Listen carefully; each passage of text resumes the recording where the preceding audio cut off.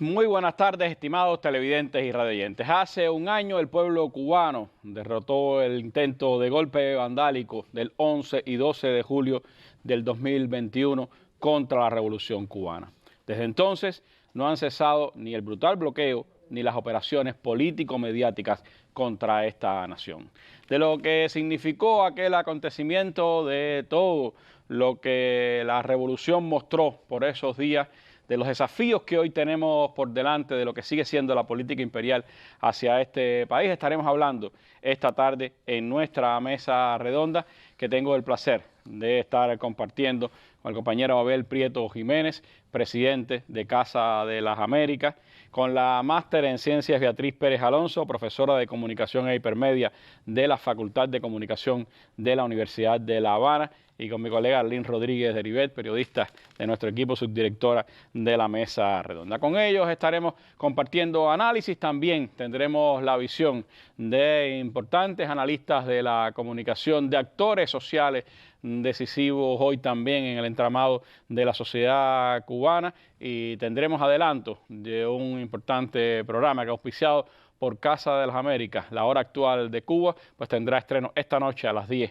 en el canal Caribe de la televisión cubana. Así que los invito a que nos acompañen en esta mirada a la victoria popular del 11 y 12 de julio de 2021.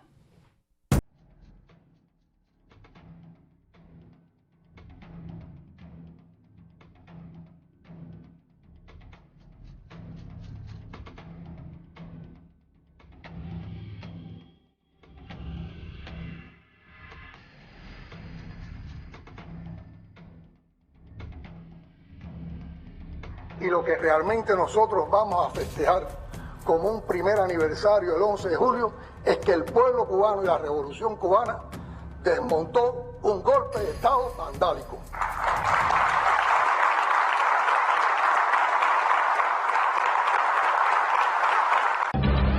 Hablamos de intento de golpe blando cuando nos referimos a los sucesos en torno al 11J, por oposición al de golpe duro, que sería el que se realiza a través de las armas. Golpe blando, parafraseando a Clausewitz, sería la continuación de la guerra política y militar por otros medios. En julio de 2021, como en los procesos de las llamadas primaveras, revoluciones de colores o guarimbas en Venezuela, tienen varias etapas en su planificación y se construyen sobre dos pilares centrales que no son excluyentes entre sí. Por una parte, el descontento social, que puede ser endógeno, motivos internos de un país como las consecuencias económicas y productivas derivadas de la crisis sanitaria de la COVID, o exógenas, introducidas desde el exterior, planificadas y sostenidas en el tiempo para generar o amplificar el descontento. El bloqueo juega un papel fundamental, sometiendo de forma continuada a la ciudadanía a una presión sobre sus condiciones materiales de vida. Es más que un bloqueo económico, es también un bloqueo psicológico donde las sanciones son el instrumento para la generación y amplificación del descontento. Su principal objetivo es el de quebrar nuestros horizontes de esperanza y futuro y sembrar un descontento que desemboque en la subversión del modelo económico, político y social del país. Sobre estos factores se articula la operación en torno al 11J, con elementos que no se daban con anterioridad. Por una parte, la eclosión y madurez de las tecnologías de la comunicación y la información en el país, donde grandes capas de la población tienen acceso móvil a Internet y a la mensajería por primera vez. Aquí es donde reviste la novedad de este proceso, la inmediatez de la transmisión de la información y la descentralización de su emisión. El otro factor que resulta fundamental para entender y racionalizar el 11J son los confinamientos derivados de la pandemia, que nos mantuvo enajenados en muchos casos, y las redes operaron como una ventana al mundo para la población, pero que también fueron una ventana al consumo de información falsa y para la entrada en nuestras casas de la operación digital que se había diseñado. Quienes tienen como objetivo la subversión del sistema político y constitucional de Cuba pusieron al servicio de la difusión de bulos y de mercancía tóxica toda la infraestructura tecnológica de la comunicación a su disposición. La articulación efectiva de estas nuevas herramientas digitales para la guerra solo está en manos de grandes estados y corporaciones financieras, y suministraron las herramientas para la guerra, como quien suministra tanques, misiles o armas biológicas. La desinformación es hoy un vector en las formas de guerra no convencional que buscan la desestabilización y la subversión. En este tema es necesario apuntar que una mercancía tóxica solo se expande viralmente si encuentra un caldo de cultivo propicio para su propagación. Es necesario que estemos atentos y que intervengamos directamente sobre aquellos factores que pudieran facilitar nuevas operaciones contra el país. Si bien es verdad que se han ido dotando de infraestructuras, de mecanismos y de legislaciones para hacer frente a los nuevos formatos de guerra cognitiva y contra las fake news. Bueno, Carlos González Penalba, analista de la comunicación en España, quien ha estado de cerca de los acontecimientos en nuestro país y que nos abre sin dudas perspectivas para el análisis de esta tarde en nuestra mesa redonda. Los acontecimientos del 11 y 12 de julio, Abel, se pueden considerar quizás un paso o un momento de una guerra mucho más amplia que Estados Unidos ha desarrollado contra Cuba. ¿Cuánto de profundidad tiene esa guerra? ¿Cuánto de elementos culturales también van dentro de ese enfrentamiento contra Cuba, más allá de los acontecimientos de hace un año? No, sí, Randy, efectivamente, es un capítulo más de una guerra incesante, implacable, que empezó prácticamente en 1959, una guerra económica sin duda, que utilizó el terrorismo de Estado, utilizó incluso la invasión directa, todo lo que sabemos, pero que también fue, como tú mencionabas, una guerra cultural, una guerra simbólica, una guerra que trataba de manipular la información y las emociones de los cubanos. Eso desde muy temprano, no existían todavía las redes sociales, lo recuerdas tú muy bien, lo has estudiado, cuando Fidel tuvo en enero del 59 que convocar a lo que él llamó Operación Verdad. Operación Verdad, el 22 de enero del 59, porque estaban difamando de la justicia revolucionaria, nos estaban acusando de crueldad, de todo lo que tú sabes, todas las barbaridades imaginables, mientras habían ocultado una prensa que había ocultado celosamente los crímenes atroces de la dictadura batistiana que habían cometido esa gente que estaba siendo juzgada aquí. Y poco después, la fake news o la noticia falsa o el bulo, como le llaman, decía Penalba, el bulo, la más verdaderamente escandaloso, fue aquella ley de la patria potestad, una ley falsa, apócrifa, creada, fabricada en los laboratorios imperiales para que en las iglesias aquí, las iglesias católicas, se promoviera entre esa población con muchos prejuicios anticomunistas la idea de que le íbamos a arrancar la patria potestad de los niños a sus padres, que se les iba a mandar a la Unión Soviética para que fueran adoctrinados, y eso llevó a la locura, a leyendas insólitas como que iban a ser convertidos en carne enlatada, la famosa y añorada carne rusa.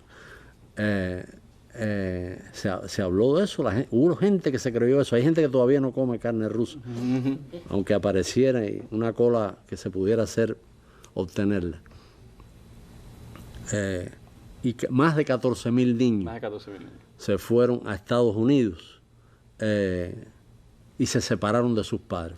Estela Bravo hizo un documental, ustedes lo han puesto acá en la mesa, bellísimo. Y eso fue una fake news, es decir, que estos mecanismos de manipulación de emociones, además una manipulación con un componente afectivo y emocional muy fuerte, te van a arrancar a tu hijo, te lo van a adoctrinar, te lo van a convertir en un robot comunista, cosas de ese tipo, a una pequeña burguesía asustadiza que no entiende bien hacia dónde va nuestro proceso. De pronto cae en ese pánico. Entonces, ahora, esa guerra que además de económica, además de querernos asfixiar económicamente, nos quiere confundir, nos quiere dividir, quiere alejar a la población cubana de la dirección revolucionaria, quiere crear una artificiosa y falsa división entre pueblo y gobierno, repitiendo los estereotipos, repitiendo las mentiras, las difamaciones, movilizando los afectos, las emociones. Todo esto ha tenido una influencia en este último plan del 11 de julio, pero es una página más. Y te comentaba hoy el libro ese de Carlos Hevia, que Cuba Debate, y se lo recomiendo a todos los que están viéndonos o escuchándonos. Cuba Debate puso en PDF el libro de Manuel Hevia Fraschieri, de Manuel Hevia, nuestro compañero de trabajo durante muchos años, y fallecido recientemente. Falleció recientemente. Y en ese libro, que tiene prólogo de Polanco, un excelente prólogo de Rogelio Polanco, están todos los antecedentes del 11 de julio, todos los antecedentes. Aquella operación Zunzuneo, aquella otra operación que trajo aquí el contratista Alan Gross, que era precisamente para crear redes de dispositivos para mover información al margen de las instituciones por la vía digital. Es decir, ya había un plan, había habido varios planes antes del 11 de julio asociados a eso, a crear comunidades, pequeñas comunidades. Zunzuneo reunió a miles de jóvenes, que Hevia dice ahí que la inmensa mayoría eran gente ingenua. Sí, empezó con cosas de noticias de deporte, farándula, divertidas, lúdicas, todo eso. Pero Hevia dice ahí algo tremendo, que yo no lo sabía, que en el 2015 la Agencia Central de Inteligencia de Estados Unidos, a partir del éxito de la primavera árabe y del uso de las redes sociales en aquellos planes subversivos, aquellos golpes blandos, guerra híbrida, como se le quiera llamar, con resultados catastróficos para los países donde triunfó esos proyectos, esos planes, la CIA creó una nueva dirección. Tú me hablabas hoy la del Pentágono, pero él se refiere específicamente a una dirección de medios digitales especializada en este asunto en dos sentidos: para el espionaje y para la conspiración y la subversión. En tres sentidos, se pudiera decir. Y efectivamente eso es lo que nos han venido aplicando acá. Yo creo que realmente nos subestimaron, siempre nos han subestimado, Randy.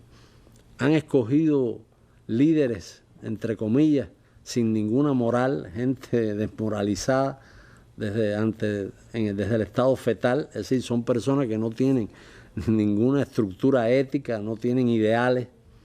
Son puros mercenarios verdaderamente, y mercenarios baratos.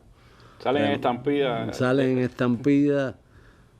Me releí el artículo del País sobre la llegada de Junior a España con la esposa y cómo dejó desconcertado a esa plataforma archipiélago. Se quedaron más desperdigados que nunca. Un archipiélago más, vamos a decir, dividido. Más islotes que nunca, ¿no? Más islotes que nunca. Pero realmente es importante que la gente se informe bien de las características de esos planes, porque tienen un componente seductor y tenemos que lograr algo que Fowler ha pedido muchas veces a Lynn en torno a la discusión de este programa de la descolonización, de la que hablamos un día aquí con Torres Cuevas. Bueno. Tú lo recuerdas, que en las escuelas tenemos que dar talleres, incluir en los programas de estudio talleres sobre las redes, talleres sobre un uso crítico, responsable de las redes, porque para un adolescente, para un joven, las redes son parte de su vida, parte incluso, yo diría que sustancial de su vida. Y lo único que podemos hacer, eso no se puede intentar cambiar ni prohibir, eso sería ridículo. Lo único que podemos hacer es tratar de transmitirlo un instrumental básico para orientarse en ese mundo donde efectivamente la manipulación se da cotidianamente y tiene una fuerza tremenda. Yo creo que, aparte, Fowler dice también educación audiovisual, porque hoy en el mundo entero, no solo en Cuba, la adolescencia, la juventud de hoy depende más de los mensajes que recibe por la vía audiovisual que de lo que lee. Aunque algunos leen por la vía digital y parece que efectivamente es totalmente legítima y provechosa una lectura con esos soportes, pero muchos dependen totalmente de los mensajes que le llegan de la industria del entretenimiento, de los mensajes estos digitales. Y acuérdate de todas estos incidentes del 11 y el 12 de julio estuvieron acompañados de escenas, montajes, verdaderos montajes teatrales, que incluso grandes medios supuestamente respetables se sumaron a reiterar esos montajes. Montajes como si hubiera habido aquí una dictadura sangrienta reprimiendo un pueblo pacífico. Esa caricatura la repitieron y lograron engañar a mucha gente, hasta gente amiga de Cuba, gente de izquierda, escribía a la Casa de las Américas preguntando, pero ¿qué es lo que está pasando? Y muchas familias en Miami le decían a la gente aquí, a sus familiares acá en Cuba, a través de las redes, ustedes no saben lo que está pasando.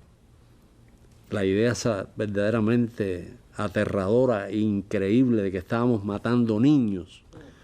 A mí no se me quita la cabeza, Randy, Arlene, Betty, el performance ese que hicieron frente a la Casa Blanca de unos pioneros cubanos embarrados de ketchup o de lo que fuera, fingiendo que habían sido ametrallados. Eso es una cosa tan grotesca y ofende tanto a lo que ha hecho esta revolución por los niños, por las nuevas generaciones. Es tan poco creíble y es tan absurdo que pueda haber alguna gente, por muy tonta que sea, por muy aletargada que la tengan, domesticada que la tengan, pueda creerse algo así. Es parte de, como usted decía, una campaña que ha sido desde el inicio de la revolución y que ha intentado aprovechar cada momento, cada escenario y que se ha construido sobre la base de las medias verdades, las mentiras completas, la manipulación, y ha sido pues en este escenario del 2021 en el que Cuba enfrentaba la pandemia, el pico pandémico de aquel momento. Cuba enfrentaba también el desafío de la dureza de un bloqueo recrudecido por la administración Trump y alargado por la actual administración, y también el hecho de que nuestras dificultades nos llevaban a penurias, escaseces en medio de aquel confinamiento sanitario. Pues aprovecharon el escenario, manipularon el escenario para intentar dar el golpe definitivo que tanto han anhelado contra la revolución cubana. Aquellos acontecimientos los siguió bien de cerca, los expuso aquí también con nosotros en esta mesa redonda la colega Rosa Miriam Elizalde, doctora en Ciencias de la Comunicación, a quien le pedimos su opinión para nuestro espacio a un año de aquellos acontecimientos. El proceso que llevó a los disturbios del 11 de julio en Cuba, la pandemia, el bloqueo, situaciones sociales que conocemos, se produjo un ataque sistémico y prolongado a la vida cotidiana del cubano que, como sabemos, rindió sus frutos. Pero lo que ha aglutinado y lo que ha catalizado todas esas situaciones ha sido la guerra mediática con operaciones típicas de guerra cognitiva, que es esa guerra que impacta en el cerebro de las personas, que ha sido documentado muy bien por la OTAN, y que impacta sobre todo en sus emociones y en sus percepciones, y que solo la puede ejecutar un ejército regular. Lleva mucha tecnología, lleva mucha ciencia para poder lograr que la gente se movilice como lo está haciendo emocionalmente, ¿no?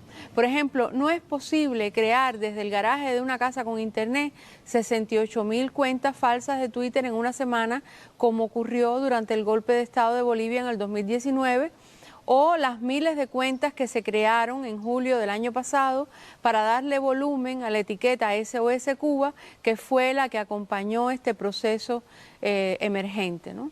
No es posible hacerlo sin una estructura muy poderosa que sigue planeamientos militares, que tiene detrás mucha ciencia, como tampoco es posible que se activen sin la complicidad de las plataformas tecnológicas estadounidenses, que tienen un alcance transnacional, pero que se rigen por la legislación de Estados Unidos.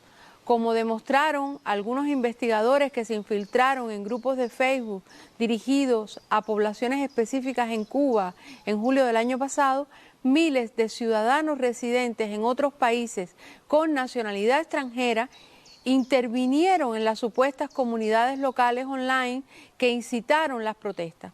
Un investigador norteamericano de Mindy Press afirmó que ciudadanos estadounidenses intervinieron en los asuntos internos de Cuba a un nivel que difícilmente se puede concebir en los propios Estados Unidos. Imagínense por un momento que se detecte que miles de ciudadanos desde el exterior habían incitado la toma del Capitolio de Washington el 6 de enero del 2021. Sin embargo, una situación similar se produjo en Cuba y ese acto de guerra, ese crimen, porque es un crimen, se ha pasado por debajo de la alfombra, o sea, nadie habla de eso. Y como demostró la insurrección trumpista contra el Capitolio, hay una correa de transmisión directa entre el discurso de odio en las redes sociales y las acciones emocionales, incluso enajenadas, que se puedan dar en la calle. Cuando hay poblaciones sometidas a un sistema de guerra cognitiva permanente que se estructura siempre de manera compleja y descentralizada, donde actúan organizadamente los actores muy conocidos por todos nosotros, como los trolls, que son gente que tiene cuentas reales, que se dedican a insultar y a generar odios y que usualmente atacan y están a cientos de kilómetros de Cuba, o los bots, que son cuentas falsas, o las cuentas parodias, o los sitios web que llevan el nombre de Cuba y reciben dinero federal de Estados Unidos y que todos conocemos. No se trata de un call center, un lugar desde el que se dirija todo el mal del mundo, todo el mal contra Cuba, al estilo, no sé, de las oficinas de caos en la serie aquella norteamericana Superagente 86. Son sistemas profesionales para la guerra de información que buscan desinformar y polarizar el debate público en Cuba y llevarnos a discusiones artificiales y a generar la percepción de que el diferendo histórico con Estados Unidos no existe, que el bloqueo en realidad es un bloqueo interno y que este es un asunto de cubanos enfrentados contra otros cubanos por un tema político. Eso no empezó el 11 de julio, como sabemos, del 2021, pero no va a terminar tampoco el 11 de julio del 2022.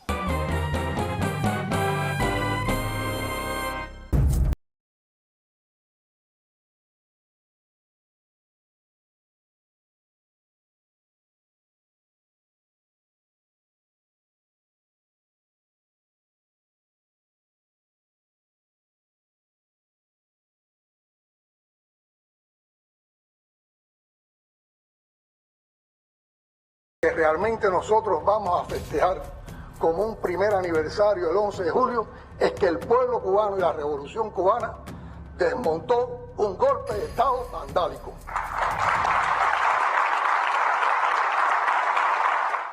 Pero Rosa Miriam Elizalde nos valoraba el contexto, los acontecimientos, lo que pasó aquel 11 y 12 de julio, la campaña previa en el orden mediático y sobre todo en las redes sociales. Pero cómo las lógicas de la internet de hoy, de las redes sociales, de los medios digitales, Beatriz, funcionan, propician escenarios como este, alientan ese tipo de actitud entre la población, a veces enceguecida, a veces pues alentada a esos acontecimientos.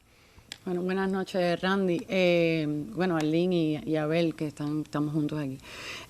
Bueno, realmente, como bien expresaba Penalba, como bien expresaba Rosa, no estamos hablando, es decir, hay una realidad, hay unas dinámicas, hay estrategias concretas que se han desmontado, que son conocidas y que, como bien expresaba Abel, no surgieron con este entorno ni dentro del ecosistema digital propiamente, pero está claro que estas plataformas y las propias estructuras y sus lógicas de funcionamiento facilitan o viabilizan y han sido evidentemente identificadas por estos propios grupos como espacios propicios para la generación de este tipo de acciones, digamos, como bien expresaba Rosa, que es muy difícil de pensar que pueden ser o tan aleatorias o tan poco estratégicas, digamos, desde ese punto de vista. Estamos hablando de un contexto nacional donde hay, según datos oficiales, alrededor de 7.5 millones de cubanos que están conectados a Internet y más de 6 millones que, según algunos datos, dicen que usan hoy los sitios o medios sociales.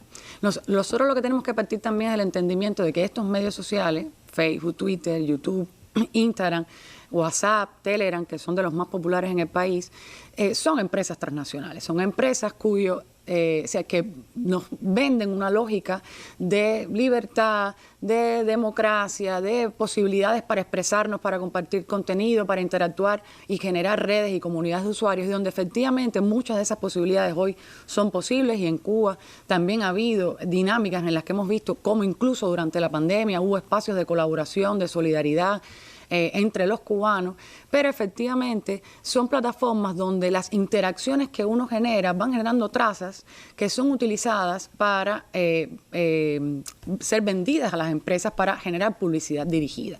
Y ahí empieza, digamos, la complejidad dentro de estas plataformas, donde todo no es tan horizontal ni tan democrático, sino que efectivamente el funcionamiento de los algoritmos propios de estas plataformas influyen en la generación de burbujas de filtro y cámaras de eco, donde se nos filtra lo que vemos, a menos que usted sea un usuario, digamos, un poquito más experto y sea capaz de configurar eso un poco más, usted está expuesto constantemente a un grupo de mensajes, a un grupo de contenidos que están muy vinculados a sus redes y a sus comunidades, donde efectivamente eso influye en el afianzamiento de determinadas matrices de opinión, de determinadas percepciones del mundo. Entonces, efectivamente, al introducirse este tipo de publicidad dirigida, este tipo de mensajes, digamos, cuya intencionalidad es otra, hay que tener, digamos, hay una disputa todo el tiempo por la construcción de los sentidos, por la percepción que nosotros tenemos del mundo, y efectivamente esto ha sido usado para incidir en las maneras en que vamos construyendo también el relato de lo que es la nación cubana, el relato de lo que es ser cubano, el relato de nuestra relación, como decía Abel, de nuestra relación pueblo-gobierno, y efectivamente se busca establecer este tipo de fracturas, este tipo de descontentos, etcétera. Que por supuesto, como bien decía Rosa, Penalba, Abel tienen o tuvieron un correlato en la realidad, efectivamente tenían una situación de crisis que de alguna manera influía, de alguna manera no, efectivamente tuvo influencia, pero que efectivamente estuvo acompañada de una campaña comunicacional diseñada antes y durante que generara, por supuesto, o amplificara esta situación de caos y de las complejidades alrededor de este fenómeno. Y aquí hay otro punto rápidamente que quisiera mencionar, que tiene que ver también con qué es lo que se legitima dentro de estas plataformas desde la estructura propia de ellas, donde lo que se hace visible, lo que se hace popular, no necesariamente es lo bueno, no necesariamente es lo ético, no necesariamente es lo que es positivo o lo que es importante. O sea, en muchos casos lo que genera determinadas dinámicas de relevancia y que es amplificado, viralizado o mostrado a la mayoría de los usuarios, no necesariamente es algo que aporte o que nos ayude a nosotros a construir una sociedad mejor. Yo creo que nosotros tenemos que seguir buscando los espacios en los que logremos que nuestra participación y nuestra lógica de interrelación con este tipo de plataformas desde la población cubana, desde los usuarios, pero también desde lo institucional y lo mediático, comprenda las complejidades con las que nos estamos enfrentando, entre otras cosas con plataformas con las que no tenemos casi ningún control. Es decir, son plataformas que no son nuestras, que estamos todo el tiempo, se ha hablado tanto del tema de la necesidad de la soberanía tecnológica, pero efectivamente hace falta recursos, infraestructura y otros elementos. Y que puede manipular por un lado. Ayer lo veíamos con las tendencias en Twitter que ponían a SOS Cuba como primera tendencia cuando tenía 17.000 tweets registrados y había 170.000 tweets de Cuba por la paz o algo así. Y por el otro lado también, si no conviene al mensaje, tumban las cuentas. Efectivamente. Nos las han quitado nosotros, se lo han quitado los rusos ahora en estas circunstancias, ¿no? En general, como nosotros vemos muchas de estas plataformas desde dentro de Cuba, hay varias funcionalidades que no están disponibles desde dentro. Hay el servicio de anuncios publicitarios de Facebook no es accesible desde dentro de Cuba, si es posible, bueno, con alianzas con terceros o dirigirla hacia Cuba, pero desde dentro. Es decir, hay servicios y funcionalidades que no están disponibles, lo que por supuesto genera simetrías incluso en el uso que nosotros podemos hacer de este tipo, y nos pone por supuesto con una condición de desventaja y de cierta vulnerabilidad, y que por supuesto implica retos para nosotros poder estar ahí de una manera más efectiva o más dialógica o más positiva, digamos. Y crea, como señalabas, esas burbujas ideológicas, ¿no? En las que trata de afianzar, pero en este caso, como señalaba Rosa, también el aprovecharse de espacios, incluso que normalmente se han creado para otro tipo de cosas, comunidades de intercambio, comunidades de venta, comunidades de otro tipo, y ahí, pues, también tratar de meter esa campaña ideológica que no ha cesado para nada, Arlene, que sigue siendo parte permanente de la realidad que tenemos que enfrentar los cubanos antes de aquel 11 y 12 de julio y ahora este 11 y 12 de julio de 2022? Bueno, buenas tardes a todos aquí y a nuestra teleaudiencia y a radioaudiencia también, porque hay mucha gente que nos escucha a través de la radio.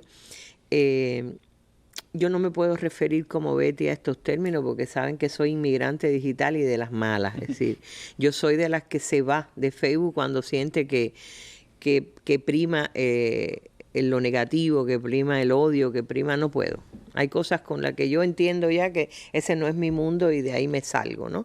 Y sé que que no actúo bien cuando hago esto, pero me mantengo con mi cuenta en Facebook y cuando me necesito enterarme de algo entro, pero no me contás, no puedo. Hay cosas con las que ya no puedo. Ahora, yo sí advierto en todas estas peleas de los monstruos, esos, los cometas en el cielo, como decía José Martí, tú adviertes las reglas del juego más antigua de la comunicación. Desde Goebbels, o desde mucho antes, por favor, todas las guerras, la primera baja es la verdad, ya lo sabemos, pero aquí se afianza con la capacidad de llegar a tantos públicos y de manera encantadora, como decía Abel. Yo no dejo de relacionar, yo siempre digo, el tanque de proa, al que va adelante en las guerras de Estados Unidos, es en la industria del entretenimiento. Usted sabe cuándo van a meterse con Rusia, porque las películas y las series, el malo empieza a ser ruso. Y eso pasó hace más de 15 años ya. Como pasó hace más de 30 años que empezaron a poner a los árabes y a los musulmanes como el enemigo. De manera que cuando usted ya va a construir un enemigo en esos países, ya la gente está persuadida de que por naturaleza esas personas no son de una manera a la otra. En el caso de Cuba, la matriz sobre la que se han montado de manera feroz es el anticomunismo. Y eso tiene una base, el proceso socialista en Europa del Este fracasó. Y hay que insistir en que fracasó. No puede haber éxito en el socialismo. Y yo siempre digo, a mí hay jóvenes que me han preguntado, ¿cómo defender la idea de que el socialismo es efectivo? Digo yo, pero un país que lleva más de 63 años con la bota del mayor imperio de la historia encima y todavía avanzamos y creamos 5 vacunas y enfrentamos una pandemia y con esa energía que vamos, reparamos las termoeléctricas. ¿Verdad que pasamos los años que pasamos sin dar mantenimiento? ¿Y por qué sería? Si a veces lo que es un milagro es que nosotros estemos vivos. Entonces, el socialismo sí es efectivo. Lo que hay que destruir esa idea dentro de todas estas plataformas. Ahora, es que es la teoría de Mallory está todos los días. Exacto. Provocar el hambre, la desesperación. Nosotros en Chapeando publicábamos una idea sobre eso. Yo decía, Mallory contra las madres cubanas, porque cuál fue la pretensión del memorándum de Mallory siempre, que la gente no soportara y estallara. No hay nada más perverso que eso. Por eso yo digo, hay una base en todo esto que lo que ahora opera en las redes sociales. Eso para mí no... Es el nuevo escenario, el nuevo componente de la misma política. Ahora, Díaz-Canel decía en el Consejo de la UNIAC que lo que Cuba celebra es la victoria sobre un golpe vandálico. Efectivamente. Ese golpe vandálico duró 24, 48 horas en el sentido en la línea del tiempo. El golpe mediático viene desde la Operación Verdad que desarrolló Fidel para responder a las mentiras que se crearon sobre la Revolución Cubana. Pero en el caso de este golpe del 2021 se ha sostenido totalmente en el tiempo. Nosotros hacemos un programa de radio, Chapeando, que sale martes y jueves. Como con Filo por televisión, nosotros salimos martes y jueves. Nosotros tenemos material para hacer 4 programas, o 6 cada día, porque las fake news son de cada día. Y las fake news se basan en cosas que pueden ser efectivamente, voy a decir de las cosas más perversas que se pueden haber hecho. La Revolución Cubana no ha modificado el precio, por ejemplo, de la leche para los niños en más de 60 años. ¿qué precio tiene? O en más de 20 años o de 30 años, ¿ok? Tiene un precio que lo paga cualquier... es la leche que garantiza a cada niño. Desde San Antonio a Maicí, la Revolución tiene que ponerle, y cuando no aparece ya se sabe lo que hay. Pero eso no es lo que dicen los medios. Los medios dicen los niños cubanos no pueden tomar leche después de los 7 años. Después de los 7 años, si hubiere leche y se prioriza eso, entonces entra en la que se puede disponer o no, pero no se dice, se garantiza totalmente a un precio que no ha variado en tantos años la leche para los niños, no importa su nivel económico, no importa el nivel de vida de la familia, etcétera. Y así te van construyendo todos los días una. ¿Por qué con las madres? Porque la Revolución tiene un programa para la mujer que es garantizarle una vivienda decorosa a cada madre que tenga más de 3 hijos. Y ya se sabe que ese programa, por las razones que sea, hay razones objetivas del bloqueo y de la falta de recursos, y hay razones subjetivas que también influyen. Pero yo lo cojo y esa es la próxima fake news, y así se va construyendo. Recuerden, las fake news, algunas son de laboratorio, como la famosa anuncio de bomba en el Hotel Tulipán, que salió la noticia desde allá, casi simultáneamente con el aviso de bomba vía telefónica, y ha pasado con montones, y ahora acaba de hacerse una clásica también. Se desaparece el Ministerio de Comercio Exterior, una de las empresas de comercio exterior, la más importante empresa de importación y exportación de Cuba. Entonces te tienen, entre otras cosas, entretenido en que tú tienes que ir a responder eso, y a veces nosotros no vamos en lo que todo es la construcción de un mensaje distinto, de un mensaje emancipador, de un mensaje de construcción, de un mensaje positivo. A veces estás más en esa pelea. Yo nada más quiero, para terminar, decir esto. Les pido a todo el que tenga acceso a internet que ponga en Google búsqueda 11 de julio, 11J, con la etiqueta en Cuba. Les van a salir las mismas imágenes que fueron fake news y que fueron denunciadas aquí y en prácticamente todos los medios cubanos. Por ejemplo, Gerardo Hernández Nordelo podría estar en una manifestación contra la revolución. Lideraba un grupo de revolucionarios que salieron, los que no vio el país, los que no vio el mundo, los que no vieron las grandes plataformas, no quisieron ver. Ahí tienen las imágenes de Gerardo, por ejemplo. Esa sigue saliendo en muchos medios de prensa hoy como la protesta, como la rebelión contra el gobierno, la famosa muchacha de los pañuelos rojos que salió con su bandera, entre otras cosas, porque las manifestaciones con banderas cubanas y con banderas del 26 de julio eran manifestaciones de revolucionarios. Esas las taparon, esas nadie las vio. ¿Cómo se paró el golpe en 24 o 48 horas con el pueblo en las calles? Y cuando Díaz-Canel se sentó luego de ir a San Antonio y dijo en la televisión, la revolución la defienden los revolucionarios, no acusaron de que estaba convocando a una guerra civil en Cuba. Porque le tienen miedo a los revolucionarios, entre otras cosas. Fueron los que pararon la manifestación. Pero yo diría, Randy, que ese golpe sí no ha cesado. Y hoy Blinken ha hecho declaraciones de respaldo a los, yo no sé, a los que están supuestamente haciendo la oposición. Ellos construyen, no le construyeron a Venezuela un presidente falso.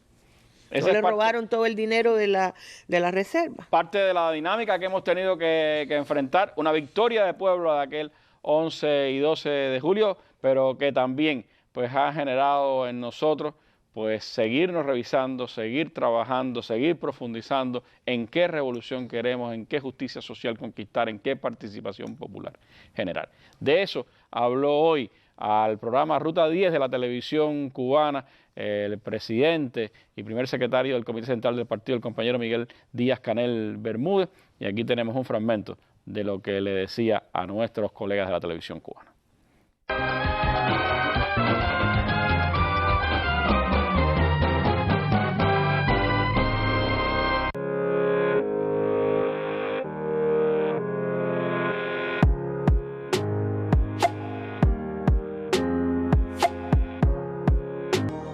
Yo creo que tenemos que partir de las raíces históricas y culturales del barrio, y por eso es un proceso cultural, ante todo es un proceso de esencia, es un proceso de autoestima, de compromiso, de identidad. Por lo tanto, lleva un grupo de saberes vinculados, y ahí defendemos también el concepto de innovación social, y que eso nos permita, a través de los propios criterios de ellos, de su cultura, de sus motivaciones y de sus aspiraciones, empezar a construir un consenso de qué es lo que hay que hacer en el barrio. Ya con eso estamos desarrollando un primer momento, un primer espacio que yo creo que es necesario para esta transformación, que es que haya la posibilidad de participación democrática por parte de los vecinos del barrio, en un espacio donde ellos pueden debatir, proponer, criticar, y después viene el momento de la participación ya de ejecución, de operacionalización de todo eso, que es como ellos se vinculan junto con las entidades que vienen a apoyar, no a intervenir. Y en ese proceso de participación en las transformaciones que estamos pidiendo, que haya control popular. Yo estoy convencido que con lo que tenemos podemos ir haciendo, y todos los días podemos ir ganándole un pedacito a cada problema. Y donde no podamos hacer de inmediato lo necesario en infraestructura, lo necesario en material, sí podemos trabajar en lo social, sí podemos trabajar en lo humano, sí podemos trabajar en lo espiritual, sí podemos dar respuestas, argumentos de lo que vamos a hacer, y sobre todo que con todo esto se siembre esperanza, se siembre futuro. Y cuando tengamos resuelto lo que todavía nos parece que hay que resolver, habrá que proponerse entonces en qué otras cosas nuevas tendremos que crecer. Por lo tanto, yo creo que es un proceso de crecimiento espiritual, social, y colectivo. Yo tengo mucho compromiso con lo que es continuar, que no es un discurso vacío ni un discurso seco, es seguir los pasos de dos gigantes, de Fidel y de Raúl, los pasos de una revolución que es más grande que nosotros mismos, y el compromiso de cómo en tiempos tan complejos, cómo en tiempos tan difíciles, con participación, con democracia, perfeccionando nuestra sociedad, seguimos manteniendo la esperanza y la convicción de que vamos a vencer. Bueno, así hablaba Díaz-Canel hoy en este programa de la televisión cubana, y hablaba de respuestas y de desafíos. Y de respuestas y desafíos quiero hablar con mis panelistas de esta tarde. Arlene, la participación de la que habla el primer secretario del partido, la manera de seguir democratizando nuestros procesos, ¿cuánto hemos avanzado? ¿Cuánto tenemos por delante? Bueno, cuando el evento Patria, que se reunió Díaz-Canel con los participantes, uno de ellos hablaba de qué interesante era asistir a la revolución de la revolución, es decir, que la revolución se siga revolucionando. Yo creo que el 11 de julio también significó revisar un montón de cosas en el país que en medio de, Rosa Miriam lo decía, nosotros estábamos, hay que recordar lo que fue el pico de la pandemia, con falta hasta de oxígeno en los hospitales. Aquí el 11 de julio se reportaban más de 6.000 positivos, 47 fallecidos, 50.000 ingresados. Era la situación, era la tormenta perfecta, como se le califica cuando confluyen tantos factores para desatar una... Si eso no ocurrió es porque la revolución tiene bases muy firmes en la participación.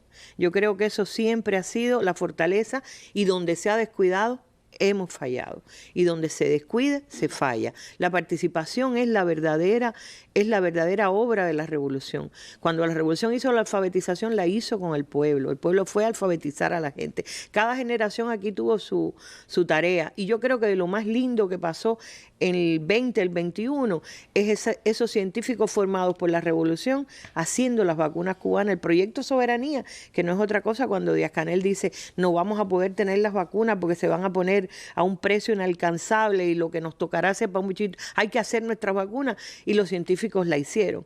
Eso es descomunal en la historia de la humanidad. Yo creo que eso es un capítulo que merece un sitial de honor. Pero nuestros muchachos estudiantes no se fueron a la zona roja. Nosotros tenemos estudiantes de periodismo que hicieron, como Andy Jorge Blanco, que hicieron su bitácora dentro de la zona roja y nos contaron la historia de ahí, el orgullo con que lo hicieron. Se parece al de sus padres cuando fueron a Angola. Cada generación en Cuba ha tenido su clima de participación, y yo creo que a veces descuidamos esas cosas.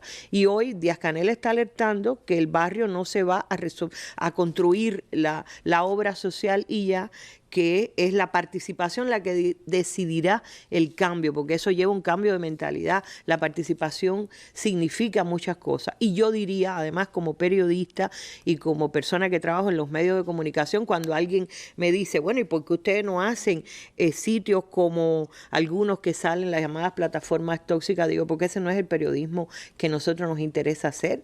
Nosotros sabemos en qué nicho se montan estos personajes que mienten, que insultan, que ofenden, que que dicen groserías, vulgaridades todos los días. Sabemos muy bien en qué se montan ellos. Ese periodismo no es el que hace Cuba, el amarillismo, el de la mentira, el de la distorsión, el de palabras tan gruesas que yo no podría decir aquí. Ese no es el periodismo cubano. Lo que puede saber la gente siempre, que mal o bien, mejor o peor, lo que trata de hacer el periodismo de la revolución ha sido siempre la verdad. Es el norte, el norte y el sur, el este y el oeste del periodismo cubano. Las respuestas y los desafíos, Betty, frente a esa campaña mediática continuada, frente a esa realidad de redes sociales cada vez más tóxicas y llenas de odio. En primer lugar, yo creo que pasa por entender el carácter estratégico que tiene la comunicación. Yo creo que eso es algo en lo que en el país hemos avanzado muchísimo. Díaz-Canel ha sido uno de los promotores también desde el gobierno de esto, y ha habido todo un proyecto también de gobierno digital que bueno, las primeras fases de presencia, estamos buscando pasar a otras fases de mayor niveles de interacción. Yo creo que nos queda mucho por hacer a nivel de gestión estratégica de la comunicación, a nivel institucional y mediática, a nivel de los medios, para evitar dejar vacíos informativos, para evitar dejar espacios en los que no haya diálogo o interacción con la población, con los usuarios. Siempre digo en los espacios a los que voy que lo primero no pasa ni siquiera por lo comunicacional, pasa por hacer las cosas bien en todos los lugares donde estemos, y que después sepamos también contar y narrar esas realidades, esas verdades, eso que estamos haciendo, y también en lo que nos equivocamos, pero efectivamente apostar cada vez más por la transparencia y la cercanía con los usuarios, evitando que pueda dejar espacio para esa construcción de noticias falsas y de otras realidades y otras percepciones que efectivamente, si nosotros no estamos, dejamos esos espacios. Y yo creo que un punto importante tiene que ver con apostar por una cultura informacional, por una educación para la información y la comunicación de nuestra población, con énfasis, por supuesto, a los usuarios cubanos que hoy están en Internet, apostando por un uso, yo lo decía desde el principio, un uso responsable y crítico de nuestra relación con los medios, con los sitios de redes sociales, su alcance, su estructura, las implicaciones que tienen, y que nosotros efectivamente podamos aprovechar sus potencialidades, pero que evitemos ser ingenuos respecto a las realidades y a las dinámicas que están rigiendo esos procesos. Esencialmente, ahí hay algunos caminos. Educación, cultura, ahí está. Y soberanía tecnológica también. La respuesta, la soberanía tecnológica a la que hay que seguir apostando, y la comunicación. Mucha comunicación como clave de los procesos de participación popular en nuestro país. De esa participación, pues hablan, a ver, también algunos de los participantes que ha tenido este evento convocado a través también de los medios digitales de Cuba en la hora actual, del que la Casa de las Américas es uno de los protagonistas. Y estas son algunas de las reflexiones de las que quiero conozcan para después hablar con Abel en el cierre de esta mesa redonda.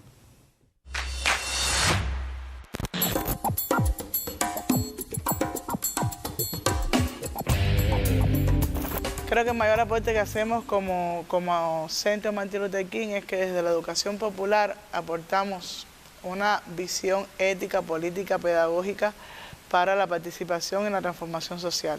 Para nosotros el trabajo desde la educación popular nos ayuda a construir sujetos que verdaderamente entiendan y puedan participar socialmente y transformar todo aquello que nosotros creemos que debe mejorar en nuestra sociedad. Creemos que formando a los líderes y las personas dentro del municipio, la provincia, incluso el país, los ministerios, podemos a colaborar y apoyar mucho más a que haya una articulación entre lo que estamos haciendo en la comunidad y lo que está el país esperando que hagan todos los sectores.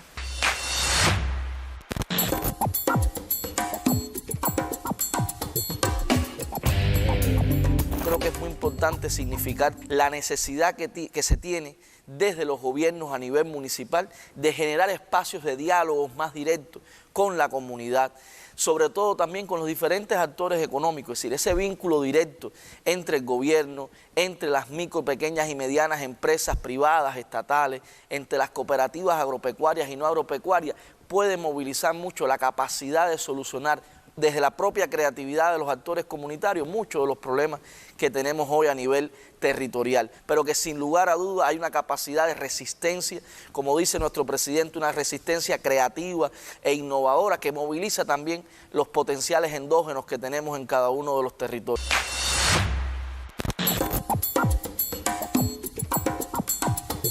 Constituyen prioridades para los trabajadores sociales en las comunidades, sobre todo en aquellas comunidades que están en situación de vulnerabilidad, la atención a los jóvenes que se desvinculan del estudio y del trabajo, la atención a las madres, sobre todo aquellas que tienen 3 o más hijos y están en situación de vulnerabilidad, la atención a las personas en situación de discapacidad. Yo creo que es muy reconfortante cuando llegamos a estos barrios y vemos todas las transformaciones que ahí se hacen, no solamente desde lo estructural, desde el arreglo de una bodega, desde el arreglo de un consultorio, de una escuela, sino también desde cómo hemos podido incidir en los proyectos de vida, en la transformación de los proyectos de vida de las personas que viven en esas comunidades. ¿Cómo no hablar de Cuba simplemente por la lucha, el derecho a la dignidad plena del ser humano? Por lo tanto, si luchamos por Cuba es porque luchamos por nosotros mismos también.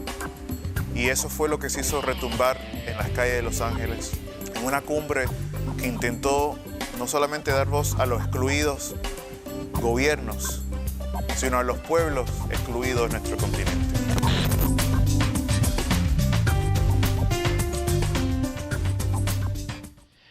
Hoy, mañana y el miércoles a las 10 de la noche por el canal Caribe. También estará disponible en las redes sociales. En Cuba Debate lo tendremos en nuestra página de YouTube mañana. Estos espacios, estas maneras también de reflexionar sobre los desafíos, las respuestas que tiene que seguir encontrando la revolución, los desafíos que tiene por delante. Abel, desde la cultura, ¿cuáles son esas respuestas? ¿Cuáles son nuestros desafíos? A ver, Randy, estaba pensando yo en lo que comentó Arlene, de que el buque de proa es la industria hegemónica del entretenimiento. Y efectivamente esa industria hegemónica ha ido construyendo un estereotipo del enemigo de turno. Fue en la Guerra Fría la Unión Soviética, ahora son los rusos actuales que los presentan como demonios comunistas.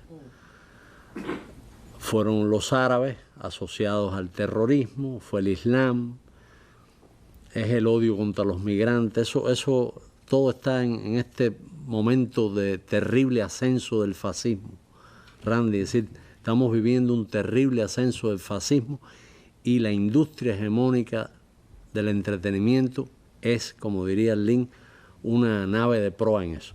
Y la idea, yo creo que nos están trabajando mucho con esa industria, con la red y con todo lo demás, el tema de que el socialismo fracasó, que el comunismo fracasó. Que Cuba es un estado fallido.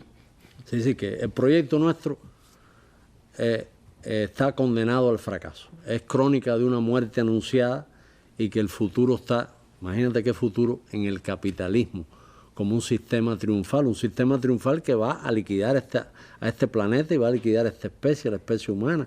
Fidel lo dijo muy tempranamente. Es decir, ¿cómo podemos hablar del capitalismo como un sistema que ha triunfado? Lo que pasó con la pandemia, ¿qué demostró? Que toda la filosofía capitalista de ver la medicina, la industria farmacéutica, como algo para sacarle dinero a la gente. Un negocio. El paciente no como paciente, sino como cliente, al que le manda un montón de análisis que no necesita para irle sacando dinero y desangrándolo. Eso realmente es un sistema, una crueldad infinita. La pandemia, como decía Ramonet, funcionó como en las películas policíacas las series policíacas que usa el luminol, y se ven las manchas de sangre que han sido lavadas por el asesino, de pronto aparecen resplandecientes. Ramonet decía que era como el luminol. Yo creo que nosotros en esos debates que tenemos que hacer desde la cultura, desde la ideología, en la educación, en todo momento donde podamos dialogar sobre esto, es un momento donde, Arlene me lo decía bajito ahorita, el diálogo tiene que ser para escuchar también, no puede ser bajo ningún tipo de tentación paternalista o autoritaria, es un diálogo donde la verdad se construye colectivamente. Eso Díaz-Canel lo ha estado diciendo una y otra vez. Y haciendo en todos estos tiempos. Y él continuamente dice, no vamos a intervenir en los barrios, vamos a trabajar con los vecinos y en la participación construir las prioridades. Yo creo que Arlene también tocó un punto que me interesa mucho, perdona Randy, no sé si te saqué de tu guía. No, todo lo contrario. De tu agenda, tiene que ver con todo eso. La idea de que nos piden un periodismo como el que amarillista, como el que hacen nuestros enemigos. Y ella dice con toda razón que ese no es nuestro modelo de periodismo, ese no es nuestro modelo de nuestra forma de defender la verdad. Bueno, Fidel dijo no mentir jamás ni violar principios éticos, nos dejó dicho con mucha fuerza. Y Ramonet, ahora debe estar el espíritu de Ramonet, que está encarnado todavía, debe estar flotando sobre esta mesa. Ramonet me decía que la batalla en las redes para la izquierda, un handicap era la ética. La ética. Me decía Ramonet. La batalla en las redes, la izquierda tiene un handicap que es la ética. Ahora, lo que tú me decías, en el Consejo Nacional, Díaz-Canel le dio mucha importancia al tema cultural. Bueno, hay que recordar que aquel socialismo que se derrumbó porque perdió la guerra cultural, perdió la guerra simbólica, cometieron errores gravísimos en temas de política cultural, y no hablo solo de cultura artística y literaria, hablo en general, de lo que le llaman... Perdieron la batalla de las ideas. La batalla de las ideas la perdieron, y perdieron el contacto con el pueblo. Perdieron el contacto con el pueblo. A mí me gustó mucho en el editorial de hoy de Granma, que se llama Un Jirón en Julio, la mención a Fidel, una mención que anoté aquí, que dijo Fidel el 8 de enero del 59. Les digo que lo primero que haré siempre, cuando vea en peligro la revolución, será llamar al pueblo, porque hablándole al pueblo nos podemos ahorrar sangre, porque antes de tirar un tiro hay que llamar 1000 veces al pueblo.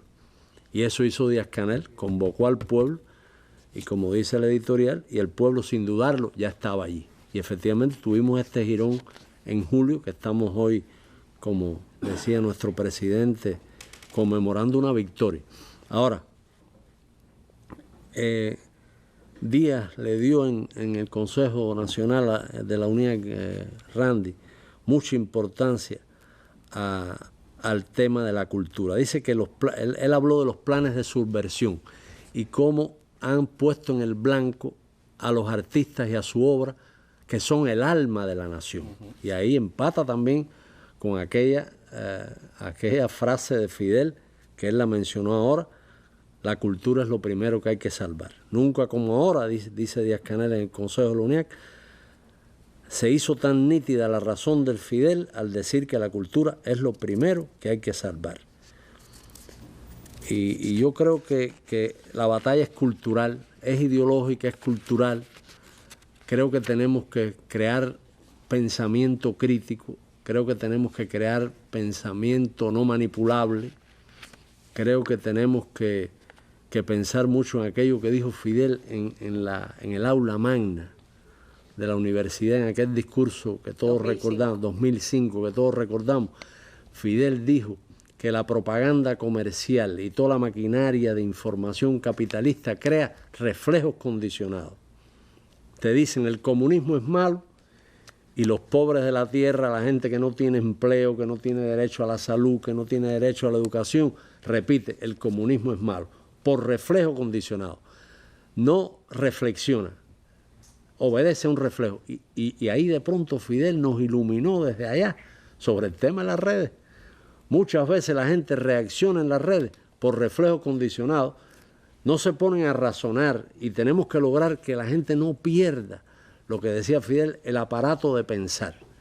Yo creo que eso es clave en todo esto, y él nos convocó allí en el Consejo de la UNIAC a trabajar en eso seriamente. Son desafíos tremendos los que tiene por delante esta nación, asediada, intentando ser vilipendiada, atacada desde todos los flancos, y además pues enfrentando el enorme desafío de un bloqueo económico y comercial y de nuestras propias insuficiencias que tenemos también que superar. Una batalla en la que nos va la vida y en la que todos los días estamos los revolucionarios cubanos. La unidad es nuestra principal fuerza, la verdad nuestra mejor herramienta. Hacia allá pues van dirigidos todos nuestros esfuerzos, a seguir haciendo la revolución todos los días. Y en ese empeño, por supuesto, el principal protagonista es nuestro pueblo. Gracias a ustedes por habernos acompañado en esta jornada de hoy. Mañana estaremos llevándole precisamente un resumen de los debates del Consejo Nacional de la UNIAC y las palabras de nuestro primer secretario y presidente en ese importante evento. Nos vemos en una nueva mesa redonda. Buenas noches.